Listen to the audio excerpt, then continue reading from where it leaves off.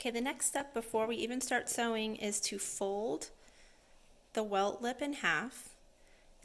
Fold is going to be at the top of your welt where you put your hand. So you want it to be nice and crisp.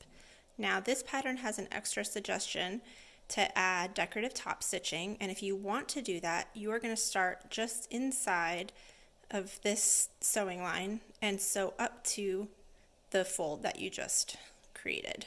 So on the front of your jacket, you will see the stitch lines here, but you will not sew on this side because that will be on the inside of the jacket and you will not see it. On the jacket itself, the stitch lines look like this.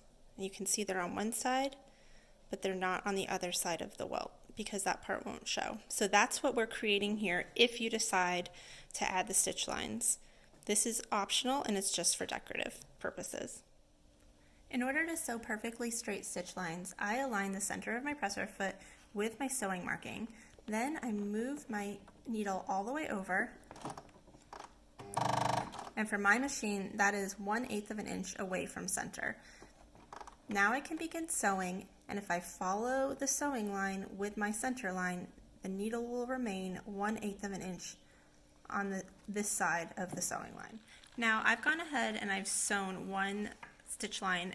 As you can see, when you get to the bottom, you need to pay attention to what your seam allowance is because the sewing line ends and you won't be able to follow it.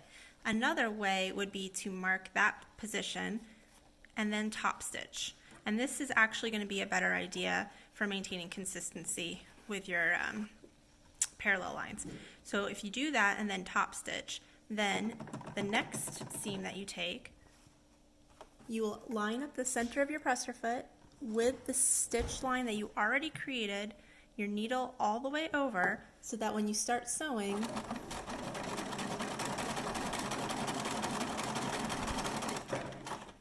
your second line is exactly 1/8 of an inch away from the first. If your sewing machine does not have the ability to move the needle to one side or the other, buy a new sewing machine. Just kidding. No, I'm serious, you should because it's awesome. But if you can't, here's another way to do it. Align the edge of your presser foot with the stitch you just made, and then you'll end up with, depending on your sewing machine, about 1/4 inch between your stitch lines. The only way to get it closer if you can't move your needle is to go ahead with a ruler and mark every single line and sew directly on top of it. You can do these decorative stitches any way that you feel comfortable, but there are just 3 main things that you need to remember. One, as you can see, you need to either top stitch or do all of your stitching on the wrong side because your seams will look different.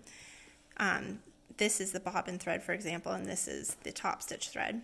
The other thing is obviously to maintain even distance if that's what you're going for between each stitch line because it will be quite visible since it is a decorative stitch. And the third thing is that you want to stop your last stitch just before the fold of the fabric.